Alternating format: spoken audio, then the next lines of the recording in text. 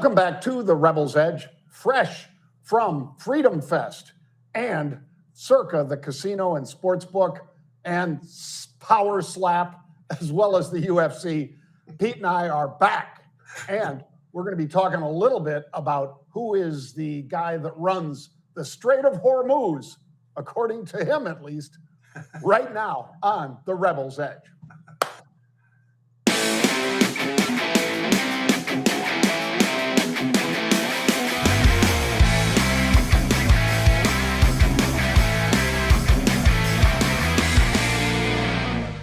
Yeah, Pete, we have Guardians of the Galaxy, which is Marvel, of course, and we have the Guardian of the Hormuz Strait, which at this point, self-proclaimed on Truth Social, is the President of the United States. Hey, the Guardian of the Hormuz Strait. You know, has there ever been a president that even under certain situations, he doesn't have a great sense of humor of some sort? I mean, you whether you like him or dislike him, I'll tell you, he's a character and a half. There's no doubt about it. Oh, yeah. And yeah, we're going to have to see exactly how it plays out there, but they have been completely dismantled, Pete. I mean, Pete and I, folks, we were at Power Slap, which is Dana White, one of his genius things that he came up with after UFC. He saved the UFC, and obviously the president did a lot to help him out at the very beginning, along with the Fertittas. But he basically, Pete, the Dana White Power Slap is two people on either side of a table, and they stand there and they bring their hand back and forth like this, touching the face, and then they bring it all the way back and slap, but they can't step in or anything else. If they do, it's a foul. In fact, they probably lose. They got to stay flat-footed and slap each other. And you see the guy's eyes roll back into their just, and they fall backwards. That's the scariest damn thing. Well, so let's say, for instance, Pete, just to give people an analogy here, that you're somebody in that power slap and you've been knocked out like 10 times in a row, and you still want to heckle the guy who's going to slap the crap out of you again. And so you say, not so bad. And it's like, what do you mean not so bad? I beat you 10 times in a row. And now, you know, on Power Slap 21, which is what Pete and I were there for, I believe, the guy's going to pop off to you and you're just going to slap the crap out of him and knock him out. That's what's going on in Iran right now, Pete, because the president, through our military, has slapped the crap out of them. And yet they just keep popping off like, not so bad. Yeah, it's pretty effing bad. It's pretty bad. Pretty soon, John, this is what we're going to see in Iran. Yep. It's crazy, folks. And if you think the UFC is violent, you got to see Power Slap because it is next level. But anyway, you wanted to hear a little bit about macro. That is the macro, really, but I'll extend it just a bit. He has reinstated the blockade the president has. So that means Iranian ships or anybody wanting, like China or Russia, to buy from Iran cannot. But the president's going to let the rest of the ships go through the strait. I don't know how many are going to want to, Pete, because if it's an active shooting area, they might not want to so much. But it is on the table right now. Absolutely. You know what, John? And you look at that, you look at what's happening with the price of crude oil, correct? I mean, you look at crude oil and you're like, wow. I mean, we were at 68 just days ago, and now all of a sudden we're all the way back up to call it 74. And as a move, it's 5% higher, 4 to 5% higher, depending on the moment that you're looking. But so that's one of the negatives, of course. And it also is going to affect, just like we said, you look at crude, you can look and you can already know exactly what's going to happen with the VIX. And you might as well jump right into the VIX right now. Let's do it. It starts to pop a little bit, right? I mean, and that's exactly what Friday we actually got, underneath 16, we were into the 15s, and we're just barely higher than that now. But I will say this: it's percentage-wise another pretty good size move, and basically it's saying, hey, look, S&P is going to probably move somewhere very, very close to about 1%. So interesting to see how the volatility has, popped up, but it hasn't spiked up. But percentage, wise, yeah, it's got a decent percentage of how much it's up. It's up 7, almost 8%, but we're talking about 16, 20 right now. So it is not, it's not in the 20s, and it's not in the 30s, 40s, 50s, or 60s. So I would say, yeah, everything is moving like that, but volatility wise, it makes some sense. You'd expect some pretty substantial movement in the S&P, and I think that that's something that we're getting today, down about 0.5%. Yeah, 0.5%. Yeah. All right, let's talk, Pete, about La Flop, because LeBron, also known as La Flop, and for those of you who really like soccer, you know what a flop looks like. Oh, I can show you dozens of flops in LeBron's latest edition of his career. But where do you think he's going to go? Well, the betting money says it's pretty strong that he goes back to Cleveland, Pete. Almost 50% is bet on that. And then you've got Golden State Warriors and Miami Heat. I'd say it's between Golden State and Cleveland Cavaliers. And I think he's kind of worn out his welcome in LA, Pete. How about you? I think you're right. I think he's worn out that welcome. I'm going to just throw in a wild card. It's not up there. It's not anywhere, but I'm surprised, John, because everything that I'm seeing, hearing, and listening to, on the radio and TV here in the state of Minnesota, and rode with one of the coaches back and forth to Las Vegas. Let me tell you something. Minnesota, I can't believe it's not somewhere on that list, to be honest with you, John, because it fits. They're a very young team, and that's the problem I have with Golden State. I mean, the only thing that those guys are going to be is in the 60 and over, they'd be really good. But, I look over at Cleveland, and that makes some sense, right? I mean, he grew up out that way, played there, blah, blah, go back, and that's where you end your career. And you know what? Let's be honest. We give him a lot of flack for all the right reasons, but the guy's a hell of a basketball player. And you know what? I'll never say he is. Yeah, I mean, I would never say anything different than that. Is he in the top 5 or 10? No way. Not a chance in hell, in my opinion. But he's a damn good player who's played a hell of a long time. So the people who know him and are a lot younger than you and I just go, oh, he's great. Well, then you never watched Michael Jordan. You never watched Kobe. You never watched. There's a long list of guys on that, John. So, he's a heck of a player, but he's getting old himself. And where does he finish up? I think Cleveland, but I think Minnesota is probably deserving of being somewhere on that list for sure. Well, and it would fit, Pete, because his modus operandi is he wants to go play with the best players. Yeah. And in many cases, he brings them where he is, whether it's Miami and he brings his pals down, or whether it might be Anthony Edwards up in Minnesota, Pete, because Ant is pretty much one of the GOATs right now. Not an all-time GOAT, not yet. It's too early in his career. He's only 23, I think. Something like but that. LeBron's 41, and he turns 42 this calendar year, Pete. So I got to think that, 23 seasons in the NBA, because that's how many seasons he's played in there, versus Jordan at 15. I mean, no wonder he needs to do load management. I'll leave it at that, Pete. But I will agree with you. He is a heck of a player. He is. Yeah. Just not the GOAT, and he's not the best. No. All right. Let's talk about Hynix and Samsung, Pete, in particular on the chip sides of their business, because Samsung does so many things. But they were both under heavy pressure over in Korea. And the fact that they were under heavy pressure over there, down 15% for Hynix and 10% Samsung. Those are big drops. Those are going to trigger some selling. And they've triggered some selling in spades for many of the memory stocks in the U.S. Which ones would you say we should be looking at and following today, Pete, for this action in Hynix? Yeah, and like you were saying, John, I mean, it's a bit of an issue that you're just catching everybody else is going to get a reaction from this and the direction that these guys are going. And you talked about it. I mean, they've had trading halts out the wazoo. It's the 7th this year for them already. So yeah, it's going to drag down some of the others, and it's SanDisk, it's Marvell, it's Micron, it's AMD, and of that group, as much as I love Micron, I think that one I'm going to put the love part out of the way and just say, hey, look, this thing is already, from a number standpoint, John, it is not overpriced.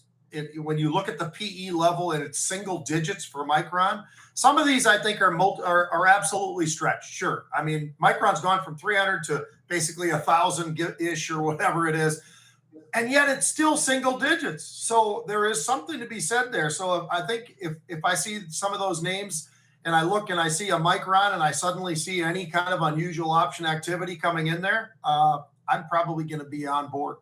And I would be too, Pete. Mm-hmm. Absolutely. And Pete was sharing that with the folks out at Freedom Fest this weekend as well, folks, which was a fabulous event.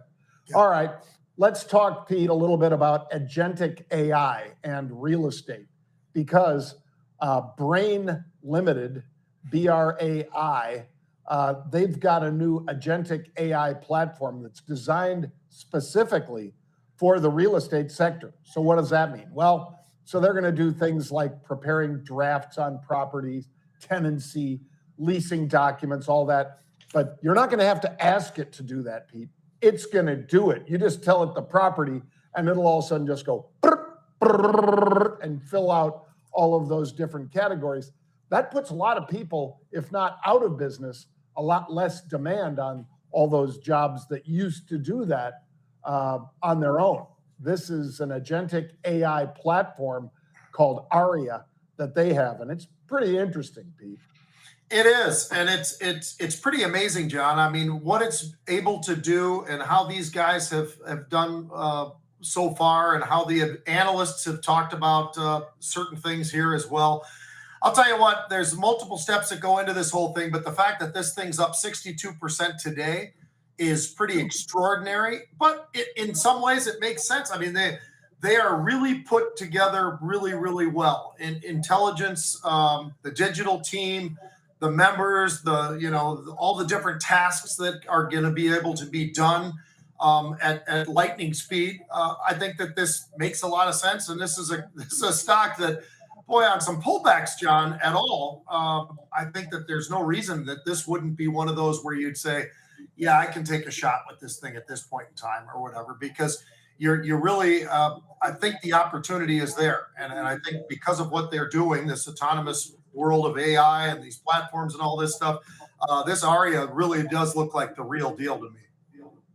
Well, let's talk about a chemical company known as Celanese, Pete. CE is the symbol. Now, they were up rather strong early on in the pre-market, 5-6%. But they've sold off. They're barely holding on to gains right now. And obviously, it had a pretty good start to the year and went from the lower left to the upper right until May. And then, Pete, started selling off hard. I mean, it went from 40 or 41 to 68. Pretty damn nice gain. And now it has slid all the way back down, and it's making a little bit of a climb today. But, man, there are a lot of challenges that they're facing, apparently, and some estimate that they've got a lot of upside, and that's why, because those analysts were talking about it today, that the stock got a pop, but it didn't hold very much of it, Pete. No, and you're right, John. The analysts themselves like it a lot, and I think they probably like it for some of the reasons are probably pretty good. They say it's undervalued. Yeah, that's probably true, but you know what?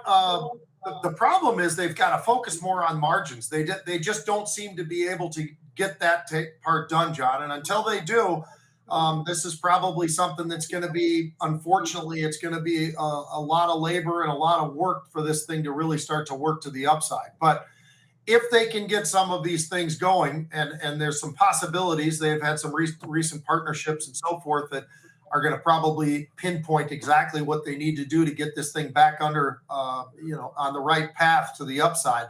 But for right now, there's still a little bit of pressure on them. So would you want to take a shot at it?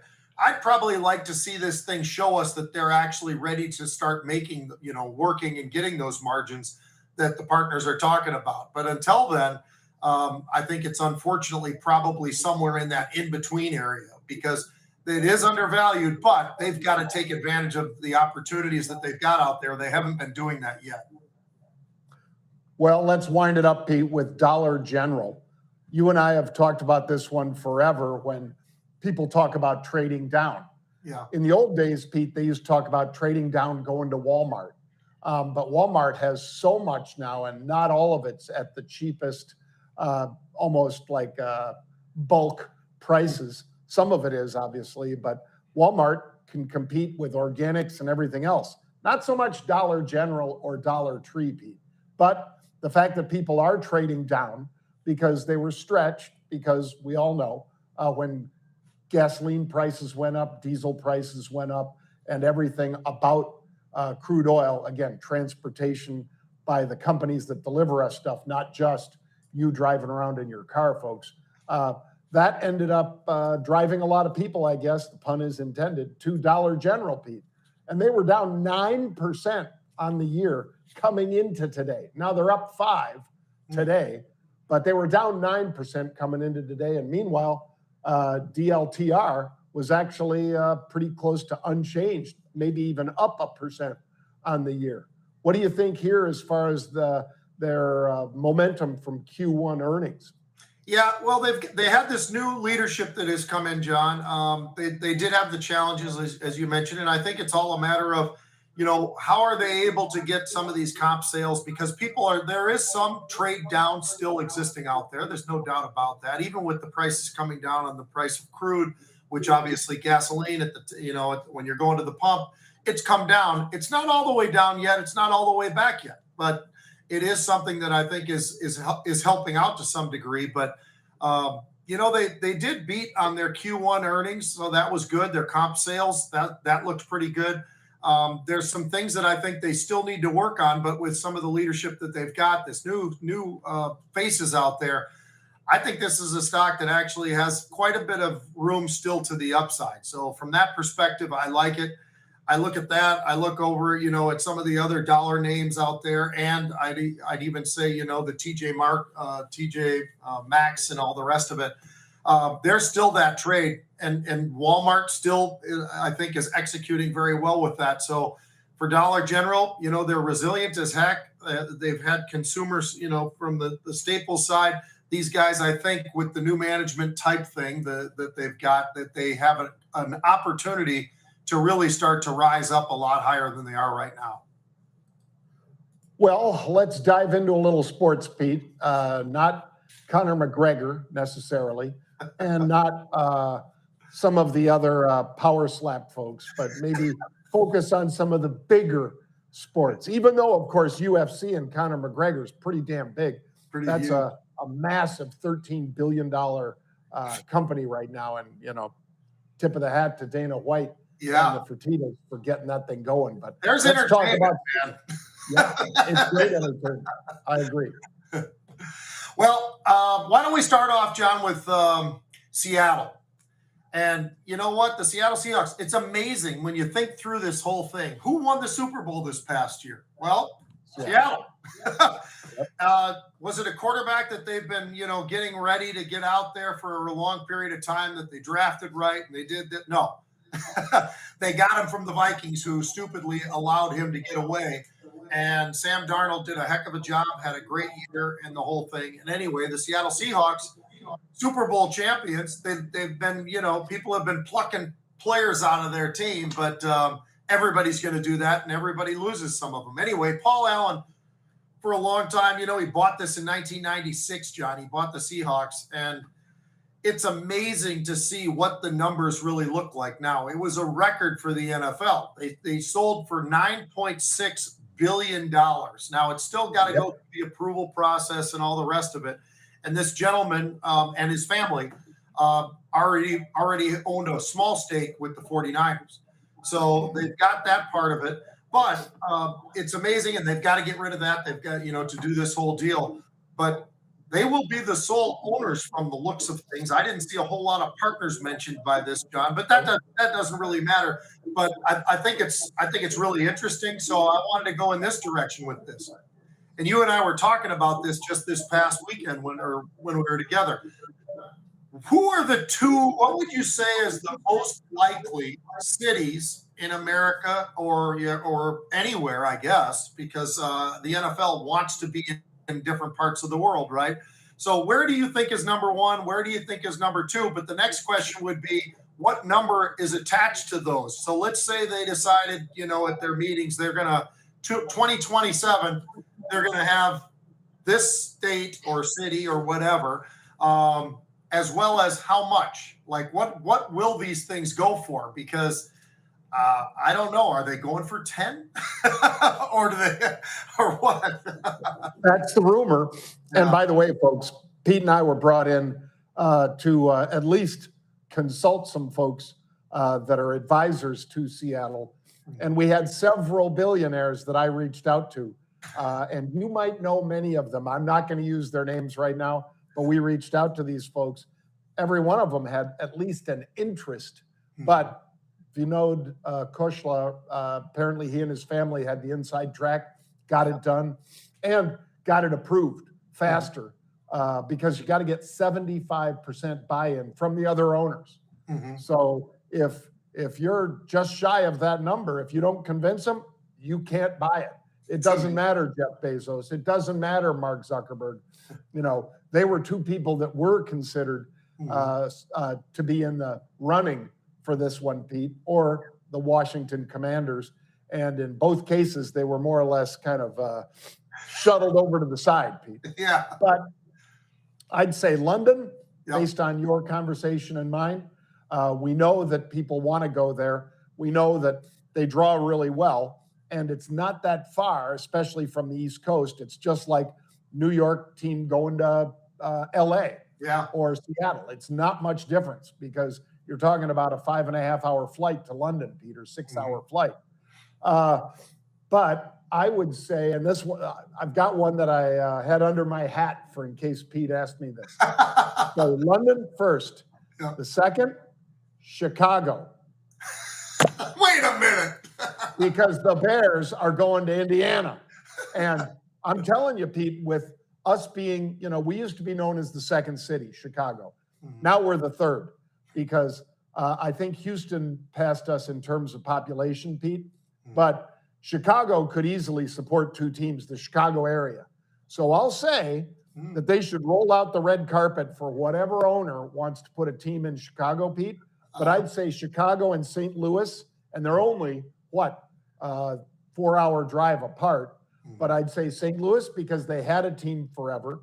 They lost one team to the Arizona Cardinals. They used to be known as, of course, St. Louis Cardinals. And then the other moved back out to LA. So I'd say, Pete, that I'd look at the St. Louis and Chicago as two U.S. locations. What do you think of that? Yeah, I like that. I hadn't even given that thought, John. I really hadn't. I can't figure out what the NFL's direction will be because we know how big they've been trying to get. They're going to South America. They're going to all these different places. They're going, obviously, into Europe and trying to go to different places. And I played in a league that did that whole thing, the World Football League. And I'll tell you, Frankfurt loved it. They packed that stadium, John. But I'll tell you this, London's the right place. London packed the stadium as well. They are so similar in so many different ways to Americans and so forth that it makes a lot of sense. Doesn't mean that that's the end of it, but I think if they were going to go with two, I'm kind of torn between Montreal and Toronto, maybe. And I know they have CFL teams. I get it. But I'll tell you what, two big cities that I think could very easily have NFL franchises. And even though when I was looking this up, trying to figure out what are these things going to go for, Grok or whoever was saying something like 3 to 5 billion. Not a chance. No way. There is no way that's right. So AI, you're not always right. But I will say this: I think it's somewhere between 8 and probably $11 billion. I think it's. I mean, I don't see them at all going to go any kind of a discount from that. So I think it's going to be a minimum of 8, maybe as high as 10 or 11. So interesting, but Montreal is a great supportive city, and so is Toronto. So I don't think that's a stretch, and it pulls in a little bit more Canadians. But the likelihood is probably what you said, which is maybe somewhere else in the U.S. That'll be very interesting. Yeah. Well, 4 to 8 billion. There's no way. I agree with you, Pete. Even though you're talking about building up a fan base again from zero right now, presently, I think 4 to 8. 4 is on the low end. I think 6 to 8 billion, and they might be as high as 10 or 11. But again, Seattle, successful franchise with a Super Bowl win recently, so that certainly made his decision easier, Pete, than it would be to start a brand new team somewhere. So I'm right there with you. I think 4 is on the low end. NFL is not going to sell a franchise at 4 in the present circumstances unless economics change a lot. I think it'll be more likely 6 to 10 in that range. Yep, I think that's fair. Lastly, let's just hit real quick the Tampa Bay Rays, Major League Baseball. There are 2 teams in Major League Baseball, John, with better records than Tampa. That's it. It's the Dodgers. And the interesting thing is the other one is Milwaukee. So another very low payroll, 2 payrolls that are amazing. As a matter of fact, I looked it up, John.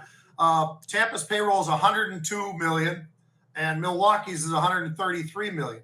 And Milwaukee is sitting right there with the Dodgers, and then all of a sudden you look at Tampa Bay. So I wanted to look this thing up. I was thinking to myself, how is it that Tampa does so well? What is it that they're doing that others can't do?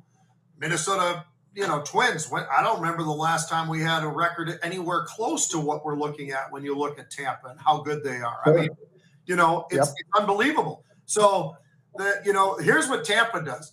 They identify their overvalued talent and immediately say, you know what? You're too expensive. Get the hell out of here. We're not going to pay you anymore. Just go. And the fans don't seem to be bothered by that because they do pretty decent. Their attendance is all right. So that's it. They're looking for the high performance players, and don't want to have them after they've peaked. So, they tend to be a little bit younger. They have a great system that they've got down there. Their farm system is looked at as one of the best anywhere. So, you take a look at what these guys are doing. If they had a little bit more, I think if they were a little looser with the wallet, just a little, these guys, I think, would be pretty consistently being able to go right up there with the Yankees or whoever else and maybe get a little bit further. But it is absolutely amazing, John. Whatever it is that they're doing something right to be able to compete without having to spend the money. And you've got to be impressed by that. I mean, it's unbelievable. I mean, they got versatile players that do all sorts of other things, and they develop these guys. The raw talent they get, something is going on right there. What do you think it is? I mean, what's happening? I think it's easy. Okay. I really do, Pete. And I think it's the same thing we talked about with the NFL draft. Do you want to sign a player after his rookie contract that you're going to have to pay, in some cases, $30 to $50 million a year for 3 or 4 years? Or do you want to draft a guy and have a salary cap, because there is a rookie salary cap that the NFLPA negotiated, folks, against the new players coming into the league. So, when Baker Mayfield came out of Oklahoma, I think they paid him, Pete, something like $80 million on his first contract.